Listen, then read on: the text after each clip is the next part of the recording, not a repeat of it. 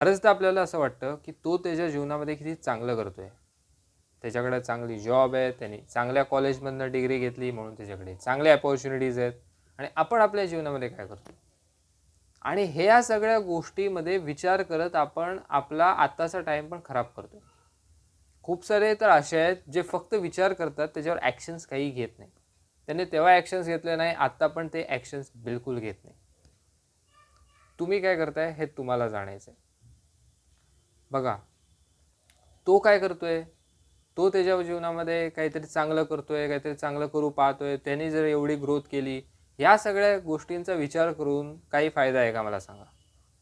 जर तुम्हाला तुमचं आयुष्य घडवायचं आहे, तुम्हाला जर तुमच्या आयुष्यामध्ये जर चांगलं बनायचं आहे, तर तुम्हाला काय करायला पाहिजे? तुम्हाला त्याच्याकडे बघून फक्त जळत बसायला पाहिजे? त्याच्याकडे बघून फक्त विचार करत बसायला पाहिजे का ॲक्शन्स घ्यायला पाहिजे? ऑफकोर्स ॲक्शन्स घ्यायला पाहिजे. जर तुम्हाला तुमच्या जीवनामध्ये जर चांगलं करायचं आहे, बेहतर करायचं आहे, तर तुम्हाला ॲक्शन्स घ्यावे लागतील. हा पहिला मुद्दा आहे. ठीक आहे.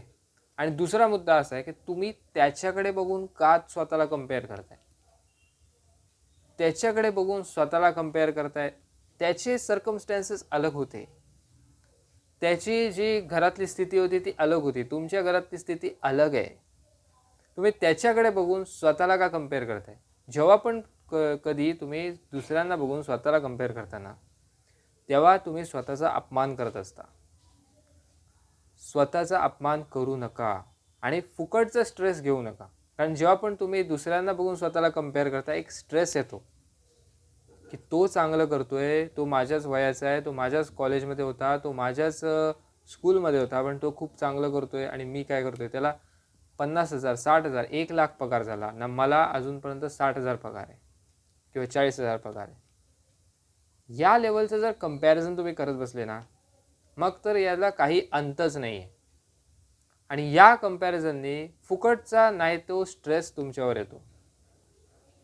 तुम्हाला कंपॅरिझन करायचं नाही. तुम्हाला फक्त एक गोष्ट करायची आहे, ती म्हणजे स्वतःला कसं इम्प्रूव्ह करू शकाल, स्वतःची व्हॅल्यूज कशी वाढवू शकाल, स्वतः कसं डिसिप्लिन राहू शकाल, स्वतः कसं साईड इन्कमवर काम करू शकाल, या गोष्टीवर तुम्हाला फोकस करायचं आहे. काल जसे पण तुम्ही होते, काही होते, तुमचं नॉलेज काही होतं, त्या नॉलेजमध्ये काही 1% किंवा 10%चा काही बढोतरी झाली आहे का, यावर तुम्हाला फोकस करायचं आहे. जर तुमच्याकडे नॉलेज असेल, तुमच्याकडे स्किल सेट असेल, तर ऑफकोर्स तुम्ही चांगलं अर्न कराल, ऑफकोर्स तुमची लाईफस्टाईल त्या लेवलची होईल. पण आधी त्या पोझिशनवर पोचा. तर तुमचा सर्वात मोठा प्रॉब्लेम हा आहे की तुम्ही दुसऱ्यांना बघताय पण, त्यामुळे स्ट्रेस पण येतोय आणि त्यानंतर तुम्ही ॲक्शन्स पण घेत नाही आहेत त्यावर.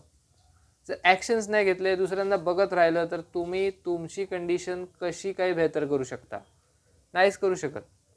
स्वतःची जर कंडिशन बेहतर करायची आहे, चांगली करायची आहे, तर स्वतःला ॲक्शन्स घ्यावे लागतील, स्वतःला काहीतरी करावं लागेल, डिसिप्लिन राहावं लागेल. तो व्यक्ती असं करतोय, तो व्यक्ती तसं करतोय, तो व्यक्तीने एवढं चांगलं केलं कारण तो डिसिप्लिन्ड आहे. त्याने डिसिप्लिनचा जो मोल आहे तो त्याने त्याच्या अंगी तारलेला आहे आणि तुम्ही डिसिप्लिन नाही आहात. म्हणून तो खूप भारी करतोय, चांगलं करतोय त्याच्या जीवनामध्ये, त्याच्या हिसाबाने चांगलं करतोय. दुसऱ्यांना बघून स्वतःला कंपेअर करू नका. स्वतःवर काम करा, ॲक्शन्स घ्या, स्वतःची व्हॅल्यू वाढवा. जर स्वतःची व्हॅल्यू वाढेल, स्वतःची नॉलेज वाढेल, तर सगळं काही चांगलं होईल. सगळे काही तुमच्याकडे स्वतः येईल. कालपेक्षा बेहतर कसं होऊ शकता. आणि नेहमी ग्रेटफुल राहा. ग्रेटफुल राहा यार. तुम्हाला 40,000 पगार आहे, त्याला 1,00,000 पगार आहे, मग काय झालं? तुम्हाला 40,000 तर पगार आहे. अशी सुद्धा लोक आहेत जी 20,000वर काम करतात, अशी सुद्धा लोक आहेत जी 10,000वर काम करतात. Be grateful. ग्रेटफुल राहा, पण स्वतःला कसं इम्प्रूव्ह करू शकाल. तर तुम्ही 40वर आहात, तुम्ही 1,00,000वर कसं जाऊ शकाल, यासाठी प्रयत्न सुद्धा चालू ठेवा. काही साईड इन्कम करू शकता का, काही बिझनेस करू शकता का, ह्या सगळ्या गोष्टींमध्ये सुद्धा तुमचे हात मारत राहा. व्हिडिओ आवडले असेल, काहीतरी तुम्हाला नवीन काही शिकायला भेटलं असेल किंवा आवडलं असेल, तर व्हिडिओला लाईक करा आणि चॅनलला सबस्क्राईब करा. भेटूया पुढच्या व्हिडिओमध्ये. जय हिंद, वंदे मातरम.